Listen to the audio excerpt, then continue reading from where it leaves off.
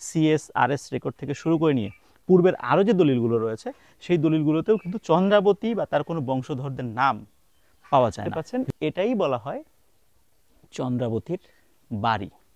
পাশাপাশি দুইজন, ওই পাশে একটা মুসলিম পরিবার আর এই পাশে হিন্দু পরিবার।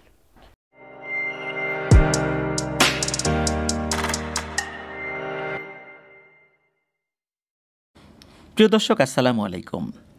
আজ এই ভিডিওতে আপনাদেরকে দেখাতে নিয়ে যাচ্ছি বাংলা সাহিত্যের প্রথম নারী কবি, যিনি ধ্রুপদী রামায়ণ ধারা বিরোধী রামায়ণ অনুবাদ করে বাংলা সাহিত্যে এক অনন্য নজির স্থাপন করেছিলেন। তিনি কবি চন্দ্রাবতী। তার জীবন কাহিনী নাটকের চেয়েও নাটকীয়, বেদনা ভারাতুর। সেই মধ্যযুগের কালপর্ব থেকে এখন অবধি পালা রচিত হয়েই চলেছে এই মহিয়সীকে নিয়ে। আজকের এই ভিডিওতে আপনাদেরকে চন্দ্রাবতীর স্মৃতিবিজড়িত বিভিন্ন স্থানগুলো দেখাবো আর বিভিন্ন প্রশ্নের উত্তর দেওয়ার চেষ্টা করব। আমরা কিশোরগঞ্জ শহর থেকে 5 কিলোমিটার দূরে কিশোরগঞ্জ সদর উপজেলার মাইজখাপন ইউনিয়নের কাচারিপাড়া গ্রামে যাচ্ছি। চন্দ্রাবতীর জন্ম 1550 সালে, মৃত্যু 1600 সালে বলে জানা যায়। তার জন্ম কিশোরগঞ্জের পাতুয়ারি গ্রামে। কিন্তু মজার বিষয় হলো, জাতীয় তথ্য বাতায়নে এই ইউনিয়নে পাতুয়ারি গ্রাম বলে কিছু নেই। তবে হ্যাঁ, ফুলেশ্বরী নদী রয়েছে। আর সরকারিভাবে যে সাইনবোর্ডটা স্থাপন করা হয়েছে সেখানে লেখা আছে চন্দ্রাবতীর স্মৃতিবিজড়িত যে স্থাপনাগুলো, এগুলো কাচারিপাড়া গ্রামে অবস্থিত। তাই আপনাদেরকে নিয়ে যাচ্ছি সেই কাচারিপাড়া গ্রামে। প্রিয় দর্শক, আসসালামু আলাইকুম। আপনাদেরকে আজকের এই ভিডিওতে দেখাতে নিয়ে এলাম বাংলা সাহিত্যের প্রথম মহিলা কবি এবং প্রথম যিনি মহিলা কবি রামায়ণের বঙ্গানুবাদ করেছিলেন, তিনি হচ্ছেন চন্দ্রাবতী। দ্বিজ বংশীদাসের কন্যা চন্দ্রাবতী। চন্দ্রাবতী চিরকুমারী ছিলেন। ওনার কোনো সন্তান সন্ততি বা কোনো বংশধরদের কোনো তথ্য আমরা পাইনি। চন্দ্রাবতীর স্মৃতি বিজড়িত দুটো মন্দির রয়েছে। আমার পাশে দেখতে পাচ্ছেন দুটো মন্দির, এইটা একটা এবং ওই পাশে একটা। এটা শিব মন্দির, ওটা মনসা মন্দির। কথিত আছে চন্দ্রাবতী যখন বিরহে ভুগছিলেন তখন তিনি পূজা অর্চনা শুরু করেন এবং ওই সময় উনি ওই বৈরাগ্য সাধন যখন করছিলেন তখন ওনার কাব্য প্রতিভার আরও বহিঃপ্রকাশ ঘটে। মূলত ওই সময়টাতেই উনি বিভিন্ন সাহিত্যকর্ম রচনা করেন। আগেও টুকটাক করতেন, কিন্তু ওই সময়ে ওনার সাহিত্য প্রতিভার চূড়ান্ত বহিঃপ্রকাশ ঘটে। বলা হয় যে বৈরাগ্যতা না থাকলে নাকি সাহিত্যিক হওয়া যায় না। চন্দ্রাবতীর ব্যাপারে অন্তত এই কথাটা সত্য। সবার ক্ষেত্রে সত্য নাও হতে পারে বা হবে না, এটাই স্বাভাবিক। চন্দ্রাবতী উনি যে শুধু রামায়ণের বঙ্গানুবাদ করেছিলেন বিষয়টা এরকম নয়। ওই সময়ে যেই অনুবাদ সাহিত্যগুলো ছিল সেগুলোতে দেবদেবীর আরাধনাটাই মুখ্য হয়ে উঠত। কিন্তু উনি ওনার যে রামায়ণের বঙ্গানুবাদ, সেখানে নারীর যে চরিত্রটা, এই চরিত্রের প্রাধান্য ফুটিয়ে তুলেছিলেন। চন্দ্রাবতী জয়নন্দ নামে একটা ছেলেকে ভালোবাসতেন ছোটবেলা থেকেই। আর এই জয়নন্দ একজন মুসলিম নারীর প্রেমে পড়ে গিয়ে চন্দ্রাবতীর সাথে যেদিন বিবাহ হওয়ার কথা ছিল ওই দিন সে আরেকটি নারীকে বিয়ে করেন। চন্দ্রাবতী বধূ বেশে বসেছিলেন, কিন্তু জয়নন্দ আর আসেনি। মূলত এটা থেকেই তার বৈরাগ্যের সূচনা ঘটে। পরবর্তীতে জয়নন্দ ফিরে আসলেও উনি তাকে গ্রহণ করতে পারেননি। সেই শোকে জয়নন্দ পাশের একটি নদী রয়েছে, সেই নদীতে আত্মাহুতি দিয়েছিলেন। পরবর্তীতে শোনা যায় যে চন্দ্রাবতী উনি এরপরে আত্মহত্যা করেন। কেউ বলে যে না, উনি এরপরে এসে মন্দিরে ঢুকে আর বের হন নাই। কেউ বলে যে না, উনি স্বাভাবিকভাবে মারা গিয়েছিলেন অসুখে। এরকম অনেক ধরনের মতামতই শোনা যায়। কবিরা সাধারণত আশেপাশের বিভিন্ন উপাদানগুলো নিয়ে কবিতা লেখেন বা সাহিত্য রচনা করেন। এই চন্দ্রাবতী একটা সময় অন্য কবিদের কবিতা লেখা বা সাহিত্য রচনার উপাদান হয়ে যান। তার মৃত্যু, তার প্রেম বিরহগুলো বিভিন্নভাবে বিভিন্ন কবিদের লেখনীতে উঠে আসে। কেউ কেউ যাত্রাপালা রচনা করেছেন, পালাগান রচনা করেছেন, লোকাল বিভিন্ন ধরনের কবিতা রচিত হয়েছে চন্দ্রাবতীকে নিয়ে। চন্দ্রাবতী এক ট্র্যাজেডির নাম। প্রিয় দর্শক, আপনাদেরকে যদি এই মন্দিরটা একটু ভালো করে দেখাই, আমরা দেখতে পাবো এখানে প্রত্নতত্ত্ব অধিদপ্তরের একটি সাইনবোর্ড রয়েছে। এখানে যারা দায়িত্বে আছেন, যে পুরোহিত, তাদের সাথে কথা বলে জানতে পেরেছি যে সরকার তরফ থেকে এটা সংস্কার তেমন কোনো উদ্যোগই আজ পর্যন্ত নেওয়া হয়নি, ওনারা ব্যক্তিগত উদ্যোগেই এই কাজগুলো করছেন। আমরা যদি আপনাদেরকে এই পাশটাতে নিয়ে আসি, এখানে আমরা যে দরজাটা বলা হয় যে এই দরজার ভেতরেই চন্দ্রাবতী উপাসনা করছিলেন। তখন তার প্রেমিক, তিনি যখন বুঝতে পারলেন যে ছোটবেলার খেলার সাথী চন্দ্রাবতীকে উনি কষ্ট দিয়েছেন এবং প্রকৃত অর্থে উনি চন্দ্রাবতীকেই ভালোবাসেন, তখন উনি যাকে বিয়ে করেছিলেন সেখান থেকে উনি চলে আসেন। চলে আসার পর চন্দ্রাবতীকে উনি ভেতরে দেখতে পান, বাইরে থেকে ডাক দেন। বলা হয় চন্দ্রাবতী ওই সময় ধ্যান করছিলেন, যার কারণে সে ডাক শুনতে পান নাই। তো কয়েকবার যখন বা অনেকবার ডাকাডাকি করার পরও চন্দ্রাবতী উত্তর নেন নাই, তখন ওনার কাছে মনে হয় চন্দ্রাবতী আর কখনোই তার কাছে আসবে না। তখন এখানকার একটি দরজায় উনি কবিতার কয়েকটি লাইন লিখেছিলেন। জয়ানন্দের শেষ বিদায়ের লাইনগুলো হচ্ছে, শৈশবকালের সঙ্গী তুমি, যৌবনকালের সাথী, অপরাধ ক্ষমা করো তুমি চন্দ্রাবতী, পাপিষ্ঠ জানিয়া মোরে না হইলা সম্মত, বিদায় মাগি চন্দ্রাবতী জনমের মতো। এবং ওই লাইন লেখার মাধ্যম দিয়ে তিনি চন্দ্রাবতীর কাছ থেকে চির বিদায় নিয়েছিলেন। এরপরেই মূলত উনি পার্শ্ববর্তী একটি নদীতে গিয়ে আত্মহত্যা করেন। যদিও বা এই দরজাটা সেই আগের দরজা না, দরজাটার পরিবর্তন হয়েছে। সেই দরজাটা এটা যে না, এটা স্পষ্টই বোঝা যাচ্ছে। হয়তোবা সেটা নষ্ট হয়ে গেছে, অনেক দিনের পুরনো তো। তবে এখানকার প্রতিটা ইট যেন চন্দ্রাবতীর সেই প্রেমের যে বিরহ, সেই বিরহের সাক্ষী। যে কতটুকু কষ্ট পেয়েছিলেন ছোটবেলা থেকে যাকে ভালোবাসতেন, যেদিন বিয়ে হওয়ার কথা ছিল তখন তিনি জানলেন যে ওই দিন বর বেশে তার প্রেমিক আসবে না, সে আরেকটি মুসলিম নারীকে বিয়ে করেছে। ওইটা যে একটা নারীর মনে কী ধরনের কষ্ট সৃষ্টি করতে পারে, কি বিরহ সৃষ্টি করতে পারে, এটা আসলে ভাষায় প্রকাশ করার মতো নয়। প্রিয় দর্শক, আরও একটা জিনিস আপনাদেরকে দেখাবো, সেটা হলো যে এখানে আর একটা প্রাইমারি স্কুল রয়েছে, চন্দ্রাবতী সরকারি প্রাথমিক বিদ্যালয়। মূলত এটা চন্দ্রাবতীর নামেই এই সরকারি প্রাথমিক বিদ্যালয়টা করা হয়েছে। প্রিয় দর্শক, এখন যেই মন্দিরটি দেখতে পাচ্ছেন এটা মনসা মন্দির। এই মন্দিরেও কবি চন্দ্রাবতী পুজো করতেন। আর পাশেই এখানে দর্শনার্থীদের বসার জন্য জায়গা করে দেওয়া হয়েছে। প্রত্নতত্ত্ব অধিদপ্তর থেকেই এটি করা হয়েছে বলে আমরা জানতে পেরেছি। আমরা এখানে বিভিন্ন ধরনের মানুষদেরকে দেখেছি, তো খুব ভালো লেগেছে। আর পাশেই রয়েছে চন্দ্রাবতী সরকারি প্রাথমিক বিদ্যালয়। মূলত চন্দ্রাবতী জন্মগ্রহণ করেছিলেন যে গ্রামে, সেই গ্রামটি এখন আর নেই। সেই নামটা পাতোয়াইর হলেও বর্তমানে এই ইউনিয়নে এই গ্রামের কোনো অস্তিত্ব নেই। এই গ্রামের নাম কাচারিপাড়া। সরকারিভাবেও যে সাইনবোর্ড দেওয়া হয়েছে সেখানেও কাচারিপাড়াই লেখা আছে। প্রিয় দর্শক, এই মুহূর্তে যে বাড়িটি আপনারা দেখতে পাচ্ছেন এটি চন্দ্রাবতীর বাড়ি নামে পরিচিত। তবে চন্দ্রাবতী রামায়ণে কবি পরিচয়ে যেই জায়গাটা রয়েছে সেখানে তিনি উল্লেখ করেছেন তার বাড়িটি বাঁশ এবং তালপাতার ছাউনি দ্বারা নির্মিত ছিল। তাহলে এই বাড়িটি যে চন্দ্রাবতীর কিনা এটা নিয়ে কিন্তু সন্দেহ থেকে যায়, এবং এই সন্দেহ থেকে বিভিন্ন ধরনের প্রশ্ন দানা বাঁধতে থাকে। জমিদার নীলকণ্ঠের নাম অনুসারে আশেপাশের একটা জায়গা কিন্তু আছে নীলগঞ্জ নামে। বলা হয় এই বাড়িটি জমিদার নীলকণ্ঠ তৈরি করেছিলেন। এক পাশে মুসলিম পরিবার আর এক পাশে হিন্দু পরিবার বসবাস করেন।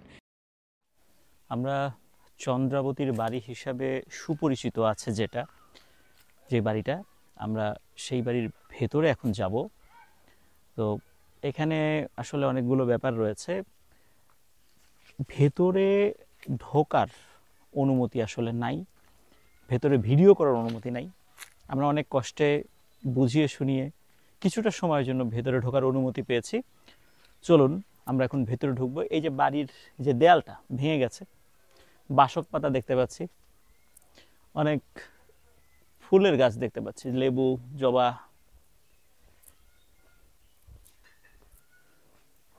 অনেক পুরনো ইট, ছোট ছোট চিকন পোড়া ইটের দেয়াল এগুলো।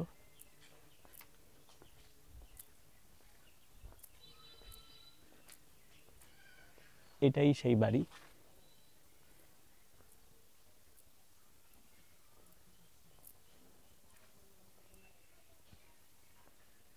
দোতলাতে এখন কোনো মানুষ থাকে না বলে জানিয়েছেন। ওখানে প্রচুর পরিমাণে ছোট ছোট চামচিকা রয়েছে, খুব নোংরা করে ওপরে আমাদেরকে জানিয়েছেন। ভেতরে মানুষ থাকেন দেখতে পাচ্ছি, ভেতরে থাকার মতো অবস্থা রয়েছে দেখতে পাচ্ছি, রান্নাঘর রয়েছে। তো সে অনুমতি পাইনি, যার কারণে আমরা কোনো কলা কৌশল অবলম্বন করি নাই। যেহেতু এই ভিডিওটা তারা পরবর্তীতে দেখবেন, এই জন্য তারা যেন বলতে না পারে যে যেই অনুমতি আমরা দেই নাই, আপনারা কেন অনুমতি ছাড়া ভিডিওটা করলেন। এই যে দেখতে পাচ্ছেন, এটাই বলা হয় চন্দ্রাবতীর বাড়ি।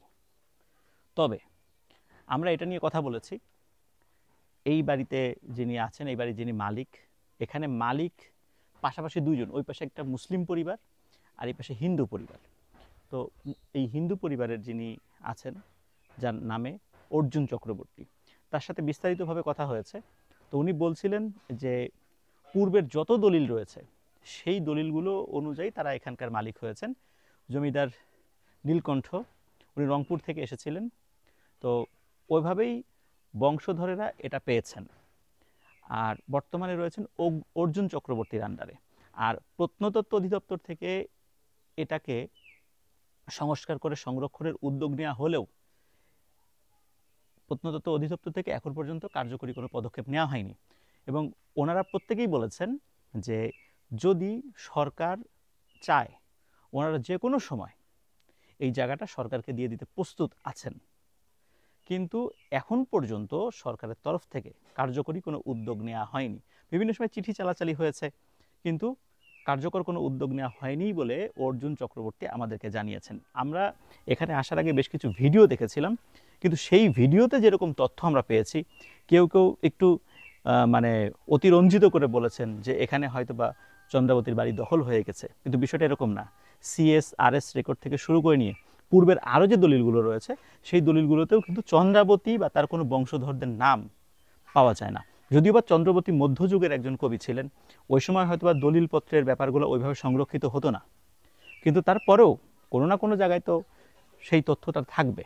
তো এখানে অর্জুন চক্রবর্তী দাদা জানিয়েছেন যে হ্যাঁ, এটা চন্দ্রাবতীর স্মৃতি বিজড়িত হতে পারে, কিন্তু এটা চন্দ্রাবতীর বাড়ি না, এটা জানিয়েছেন। মূলত চন্দ্রাবতীর বাড়ি এই কথাটা কেন উঠে আসে, সেটা হচ্ছে মহান মুক্তিযুদ্ধের পরে চন্দ্রাবতীর নামেই ওনারা একটা সাহিত্য সমিতি করেছিলেন। এই কারণে কিন্তু এখানে একটা স্কুল রয়েছে চন্দ্রাবতীর নামে। তো ওনারা যখন জানতে পারলেন এখানে মধ্যযুগের এই কবির স্মৃতিবিজড়িত স্থান আছে বলে লোকমুখে শোনা যায়, তারপরে পদ্মপুরাণের রচয়িতা দ্বিজ বংশীদাস, তো ওনার কথা যেহেতু শোনা যায়, এই কারণেই মূলত ওনারা এখানে চন্দ্রাবতীর নামে একটি সাহিত্য সমিতি করেছিলেন। সেটা থেকেই মূলত ওখানে স্কুল প্রতিষ্ঠিত হয়েছে চন্দ্রাবতীর নামে, চন্দ্রাবতী সরকারি প্রাথমিক বিদ্যালয়। আর ওইটা থেকেই মূলত এই আশেপাশে এই বাড়িটা চন্দ্রাবতীর, ওই মন্দির চন্দ্রাবতীর, এই কথাগুলো শোনা যায়। তবে ওনারা কিন্তু কেউ অস্বীকার করেন না যে এখানে চন্দ্রাবতী ছিল না। ওনারা বলেন চন্দ্রাবতীর স্মৃতি বিজড়িত হতে পারে, কিন্তু মালিকানা চন্দ্রাবতী ছিল না, এটা ওনারা বলার চেষ্টা করছেন। ঠিক আছে, 16 ঘর শ্রীনগর দাগটা দেন 1693 না, 16 এখানে একটা আছে 1689 একটা আছে, 1672 না, এটা 1671 আছে একটা। 1600 এই যে 85 দেন 1685 শিববাড়ি শিববাড়ি। শিববাড়ি শতাংশ এখানে দেখা যাচ্ছে শিববাড়ি, চন্দ্রাবতীর কোনো নাম নাই কিন্তু এখানে। এই যে আরেকটা দেখাই, এই হলো জগবন্ধু রায়, এই যে আরেকজন মালিক, এদিকে ঘুরে আসে। এই যে 1673 উত্তরের রাস্তা শিববাড়ি, শিববাড়ি ছোটটা ছোটটা। আমাদের কথাটা হইলো পূজা অর্চনা আমরা মানে যাই যাইতেছে নিয়মিত এবং নিজ খরচ, সরকারি কোনো অনুদান নেই। প্রিয় দর্শক, এই যে দেখতে পাচ্ছেন যে অনেকেই যারা ভিডিও করে বিভিন্ন ধরনের তথ্য ছড়িয়েছেন ওনাদেরকে বিষয়ে যে এটা দখলদারে চলে গেছে, এই যে দেখেন এখানে প্রত্যেকটা ডকুমেন্টসগুলো রয়েছে। ওনার সাথে এত দীর্ঘ কথা উনি সাধারণত কাউকে দেখান না এগুলা। এই যে আন্তরিকতার খাতিরে এই জিনিসগুলো নিয়ে এসেছেন, এই যে দলিলগুলো আপনারা দেখতে পাচ্ছেন, এবং উনি আমাদেরকে হাতে কলমে দেখিয়েছেন। এখানে চন্দ্রাবতী বা তার কোনো বংশধর বা অন্য কোনো ইসের লোকদের নাম কিন্তু এখানে নাই। ওনারাই বংশ পরম্পরায় এই জায়গাটার মালিক হয়েছে। তবে ওনারা কিন্তু বারবার বলছেন যে হ্যাঁ, চন্দ্রাবতীর স্মৃতি বিজড়িত হতে পারে, এই কথাটা কিন্তু ওনারা কখনো অস্বীকার করছেন না। আজকে আমরা চেষ্টা করেছি যে এই যে ডকুমেন্টসগুলো যতটুকু উনি আমাদেরকে দেখানোর চেষ্টা করেছেন আমরা কিন্তু আপনাদেরকে দেখালাম। উনি বলছেন যে 4 জন মালিকের নাম পাওয়া যায়, 4 জন। মুন্সিগঞ্জের শ্রীনগরের 16 ঘরে একজন মহিলা রয়েছেন, তারও মালিকানা এখানে রয়েছে। তো মোট 4 জন, একজন মুসলিমও রয়েছেন এখানে ওই পাশটাতে থাকে।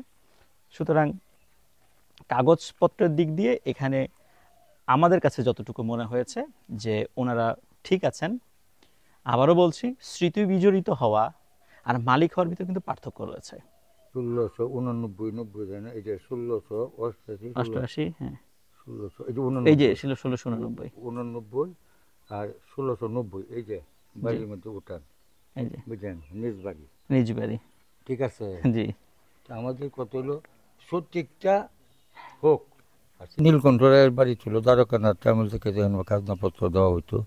পরবর্তী তার ছেলে যতীন্দ্রনাথ রায়ের নামে সম্পূর্ণ কিছু এই রেকর্ডপত্র দিল। পরবর্তী সময় তার একমাত্র উত্তরাধিকার চিরকুমার তুলসীদাস রায়, উনি ভোগ দখল থাকা অবস্থায় তার মামাতো ভাই অর্জুন চক্রবর্তীকে পুরো সম্পত্তি প্রথম ব্যাপক আমন্ত্রণা, পরবর্তী দান দলিল এবং রেকর্ড উনি জীবিত থাকা অবস্থায় 1984 সনে তাকে দলিল দেন। পরবর্তী সময় মাঠ জুড়ে উনি উপস্থিত থাকে, জীবিত অবস্থায় থাকে সেই সম্পত্তি রেকর্ড করে ওনার মামাতো ভাই নামে দেয়া গেছে। আপনি তো ওনার মামাতো ভাই? হ্যাঁ, অর্জুন চক্রবর্তী। অর্জুন চক্রবর্তী। আচ্ছা, আপনি তো বলছিলেন যে আপনারা সরকার যদি চায় আপনারা সর্বোচ্চ সহযোগিতা করবেন। অবশ্যই। কিন্তু সরকার তরফ থেকে আমি যতটুকু দেখেছি যে ওইভাবে কোনো সংস্কার বা কাজ এখানে দেখিনি, শুধু প্রত্নতত্ত্ব অধিদপ্তর থেকে মন্দির দেখেছি, মন্দির দুটোর ওখানে। এটাই কিন্তু এরপরে ওই মন্দিরটা সংরক্ষণের জন্য যে তার জন্য আমরা এই একটা মন্দিরের সেলফের জন্য আমি প্রত্নতত্ত্ব অধিদপ্তরে আবেদন করেছি এই মন্দিরের সেবায়িত এবং পুরোহিত হিসাবে। এই মন্দিরটা সংরক্ষণ হয়ে যায় এই মানে কাটা আপনার এই যে গ্রিল দিয়ে বেড়া দেওয়া, এটাকে সংরক্ষণ করার জন্য ওনাদেরকে বলছি, ওনারা বলছে করবে, কিন্তু আজকে 2-3 বছর যাইতেছে আমরা আবেদন করছি, করলাম জেলা প্রশাসক, করলাম উপজেলা প্রশাসন, কিন্তু এই পর্যন্ত কোনো কার্যকরী ভূমিকা ওনারা নিছেন না। আচ্ছা, আর একটা বিষয় বলছিলেন, সেটা হচ্ছে যে এই যে চন্দ্রাবতী নামে স্কুলটা, এইটা শুরুতে আপনারা চন্দ্রাবতী সমিতি করেছিলেন? না, আমরা তো 1972 তখন থেকে জানা ছিল যে পাকুয়ারি গ্রামে চন্দ্রাবতী কবি একজন জন্ম নিয়েছিলেন, বাংলার প্রথম মহিলা কবি। তা আমরা তার নামে একটা সংসদ করি। এই সংসদের উদ্যোগে আমরা প্রতি বছর প্রতিষ্ঠাবার্ষিকী পালন করতাম এবং বিভিন্ন সাংস্কৃতিক অনুষ্ঠান করতাম। পরবর্তী সময় 1975 সনে আমরা মিলিতভাবে এই কবির নাম দেয়া একটা স্কুল গঠন করলাম, যেটা নাকি পরবর্তী 1986 সনে সেটা সরকার 205 খাতে মানে উন্নয়ন খাতে সেটা সরকারিভাবে নিল। পরবর্তী এখন তো 137 খাতে সেটা আছে এবং এই জায়গাটা তুলসীদাস রায় মানে দ্বারকানাথ রায়ের নাতি, দ্বারকানাথ রায়ের নাতি সেটা তাকে এই স্কুলের নামে দান করে গেছে। বর্তমানে উনি পরলোক গমন করেছেন, তার উত্তরাধিকারের সূত্রে আমি এই বাড়িতে আছি এবং দেখাশোনা সব কিছু মন্দিরে পূজা অর্চনা আমিই করি। মূলত এই যে ওই সমিতিটা হওয়ার পরেই মানুষ আরো বেশি করে চিনতে লাগলো এবং গেছে। এখনো আপনার সমিতির নামে চার্জ দিলে হয়তো ইউটিউবে পাবেন যে তখন কালে সম্পাদক ছিল, কেটা কী করছে এইগুলি আছে, কেটা সভাপতি ছিল এবং উনি ডোনার, কিন্তু ডোনারের নামটা এই অবস্থায় ছিলাম বুঝছেন লেখার জন্য, কিন্তু কইছে যে করবো, এটা ভুল হয়ে গেছে লেখেন স্থানদাতা হিসাবে। পরবর্তী এক ম্যাডাম আসল, ম্যাডাম কিন্তু আবার এই যে ভিতরে একটা বোর্ড আছে, বোর্ডের মধ্যে ডোনার তুলসীদাস এইটা একটা বোর্ড করে গেছে। আপনাকে অসংখ্য ধন্যবাদ আমাদের সাথে কথা বলার জন্য। আশা করছি আপনি যেভাবে আগলে রেখেছেন ভবিষ্যতের সময়গুলোতেও আপনি এভাবেই দেখাশোনা করবেন স্মৃতি বিজড়িত এই স্থানটি। আমাদের চ্যানেলের তরফ থেকে আপনাকে শুভেচ্ছা জানাচ্ছি। আপনাকেও শুভেচ্ছা জানাচ্ছি। প্রিয় দর্শক, আমাদের পেছনে যে নদীটা দেখতে পাচ্ছেন এটা হচ্ছে ফুলেশ্বরী নদী। কথিত আছে এই যে কবি চন্দ্রাবতী তার যে প্রেমিক, যার সাথে তার বিয়ে হওয়ার কথাও ছিল, যার বিরহে উনি খুব শোকাগ্রস্ত হয়েছিলেন, সেই তার প্রেমিক জয়ানন্দ এই ফুলেশ্বরী নদীতে আত্মহত্যা করেছিলেন। এই বিষয়ে আমি রাকিবের কাছে জানতে চাইব। রাকিব, এই বিষয়টা আমাদেরকে সংক্ষেপে বলবেন যে পুরো বিষয়টা যতটুকু আপনি জানেন। জি, মধ্যযুগের মহিলা কবি কবি চন্দ্রাবতী, তো ওনার বাড়ি এখান থেকে খুব কাছে। তো উনি আসলে যখন জয়ানন্দের সাথে ওনার বিরহের সময়টা শুরু হয়, তখন উনি সম্পূর্ণ ধ্যানমগ্ন অবস্থায় থাকতেন, শিবের আরাধনা করতেন। পাশাপাশি উনি ওনার সব কিছু ভুলে থাকার জন্য উনি কাব্য রচনা বা উনি সাহিত্যের দিকে মনোনিবেশ করেন। আর যখন ওনার সেই প্রেমিক জয়ানন্দ ওনার কাছে ফিরে আসতে চান, কিন্তু জয়ানন্দকে কোনোভাবেই গ্রহণ করা, সেটা শাস্ত্রীয় মোতাবেক বা যেভাবে পারিপার্শ্বিক সব কিছু বিবেচনায় আসলে সম্ভব হয়ে ওঠে না চন্দ্রাবতীর জন্য। আর যদি প্রেমের উপাখ্যান বলতে চাই, সেই ক্ষেত্রে আমরা সেটাকে আসলে মনস্তাত্ত্বিক বিষয়ে ধরে নিই, কারণ তাকে খুব কঠিন একটা অবস্থায় ফেলে কিন্তু জয়ানন্দ চলে গিয়েছিলেন। তো এর প্রেক্ষিতে যখন চন্দ্রাবতী কোনোভাবেই জয়ানন্দকে গ্রহণ করতে ইচ্ছুক না বা সেভাবে ওনাকে রিপ্লাই দিচ্ছেন না, তো জয়ানন্দ কিন্তু বিরহের দুটা চরণ সেই মন্দিরের আপনার দরজায় লিখে সে কিন্তু নদীর ঠিক এই জায়গাটাতেই কোনো এক জায়গায় সে আত্মহত্যা বা আত্মহুতি দেন, সলিল সমাধি হয় তার এখানে। আর সেটা শোনার পর চন্দ্রাবতীও কিন্তু কথিত আছে যে সেও আত্মহুতি দেন, বাট অনেকেই আবার বলেন যে না, সে আসলে আত্মহুতি দেন নাই, সে স্বাভাবিকভাবে মৃত্যুবরণ করেন। আর বর্তমানে এখানে একটা প্রাচীন বট গাছ, পাশাপাশি এখানে একটা অনেক দিন পুরনো একটা শ্মশান বিদ্যমান আছে। আর নদীর মাছ বা ছোট ছোট যে প্রাণী এগুলো আছে আর কি। তো সেরকম নদীর আসলে বর্তমান কেউ দেখে বলবে না যে এখন এই খরস্রোতা নদী ছিল এক সময়ের। নদী অনেকটা দূষিত হয়ে গেছে আমি দেখতে পাচ্ছি। আর আরেকটা ব্যাপার, সেটা হচ্ছে যে ছোটবেলা থেকে যার সাথে সে হেসে খেলে বড় হয়েছে, একটা সময় তাদের মধ্যে ভালোবাসা সৃষ্টি হয়েছে, বিয়ের দিন তারিখ ঠিক হয়েছে, লগ্ন অনুযায়ী হিন্দু ধর্মের যেই একটা লগ্নের ব্যাপার থাকে, সেই লগ্ন অনুযায়ী বধূ বেশে উনি বসে আছেন, তখন যদি জানা যায় এতদিনের ভালোবাসার মানুষ আর একটা মেয়েকে বিয়ে করেছে, তাও সে ভিন্ন ধর্মের, এখানে একটা আত্মসম্মান বোধের কিন্তু একটা ব্যাপার রয়েছে, তাই না? আত্মসম্মান বোধের ব্যাপার এই কারণেই উনি আরো বেশি। পাশাপাশি জয়ানন্দ কিন্তু একজন মুসলিম মেয়ে, ওনার নাম হচ্ছে আসমানি। তো আসমানিকে যখন বিয়ে করে তখন কিন্তু স্থানীয় যে কাজীর মেয়ে ছিলেন আসমানি। আর সেই কাজীর কথায় আসমানিকে বিয়ে করার জন্য জয়ানন্দ কিন্তু তার ধর্ম ছেড়ে ইসলাম ধর্ম গ্রহণ করেছিলেন, এবং পরবর্তীতে উনি হিন্দু ধর্মে ফিরে এসেও কিন্তু চন্দ্রাবতীকে আসলে পাননি। আর তার পরিপ্রেক্ষিতে আসলে এই আত্মহত্যার বিষয়টা শোনা যায় যে ওই সময় চন্দ্রাবতী ধ্যানমগ্ন ছিলেন, পরে এসে যখন দরজায় লাইনটা দেখলেন উনি ছুটে এসেছিলেন, কিন্তু ছুটে আসার পর বেশ দেরি হয়ে যায়, তখন এবং তারপরে জানলেন যে জয়ানন্দ আত্মহত্যা করেছে। জি, এবং কথিত আছে এরপরে উনিও আত্মহত্যা করেন। কেউ আবার বলেন যে না, উনি মন্দিরে ঢুকে দরজা লাগিয়ে দেন, টানা কয়েকদিন উনি দরজা খোলেন না, ওর ভিতরে উনি মারা গিয়েছিলেন। আবার কেউ বলে না, উনি স্বাভাবিকভাবে মারা গিয়েছেন, তবে রোগে ভুগে মারা গিয়েছিলেন আর কি, এরকম শোনা যায়। যাই হোক, সেটা ইতিহাসের আসলে ওই জায়গাটা এখন প্রমাণ করার তো সুযোগ নেই। তবে এই ক্ষেত্রে আমাদের কিশোরগঞ্জেরই স্থানীয় পার্শ্ববর্তী জমিদার মানবেন্দ্রনাথ চক্রবর্তী চৌধুরী, যিনি গাঙ্গাটিয়া জমিদার বাড়ির জমিদার, ওনাদের কিন্তু 400-500 বছরের পুরানো হিস্ট্রি আছে। তো সেখানে আমাদেরকে কিন্তু জমিদার সাহেব আমাদেরকে কনফার্ম করেছিলেন যে চন্দ্রাবতী আসলে আত্মহুতি দিয়েছিলেন। আচ্ছা, তাহলে ওনাদের কাছে তো আমিও ওখানে গিয়েছিলাম, বেশ বহু পুরনো দলিলপত্র ওনাদের কাছে আছে, এবং ওনাদের কাছে একদম মানে অ্যাকুরেট তথ্যগুলো পাওয়া যায়। বিভিন্ন সময় তো অনেক সময় পরিবর্তন হয়ে যায় বিভিন্ন ইনফরমেশনগুলো, তবে সেই অনুযায়ী আমরা বলতে পারি চন্দ্রাবতী সেও জয়ানন্দের বিরহে আত্মাহুতি দিয়েছিলেন। তবে আমার কাছে যেটা মনে হলো যে যতই তার উপর ক্ষোভ থাক, জয়ানন্দের প্রতি যতই ক্ষোভ থাক, যখন জয়ানন্দের ওই দুটো লাইন সে দেখেছিল, আমার মনে হয় সে সব ক্ষোভ ভুলে জয়ানন্দকে বাঁচানোর জন্য ছুটে গিয়েছিল, কিন্তু আসলে সেটা আর সম্ভব হয়নি। অসংখ্য ধন্যবাদ রাকিবকে, চমৎকার তথ্য আমাদেরকে দিলেন। প্রিয় দর্শক, বিদায় নিচ্ছি চন্দ্রাবতীর স্মৃতি বিজড়িত সেই স্থান থেকে। আপনারাও আসুন, দেখুন চন্দ্রাবতীর সেই বাড়ি, তার সেই মন্দির। আর যদি চন্দ্রাবতী সত্যি আত্মহত্যা করেই থাকে, এই জায়গারই কোনো একটা জায়গায় চন্দ্রাবতী আত্মহত্যা করেছিল। বাংলা সাহিত্যের প্রথম মহিলা কবি চন্দ্রাবতীকে আবারও শ্রদ্ধা জানিয়ে আজকের ভিডিওটি শেষ করছি। সবাই ভালো থাকবেন, সুস্থ থাকবেন। আসসালামু আলাইকুম।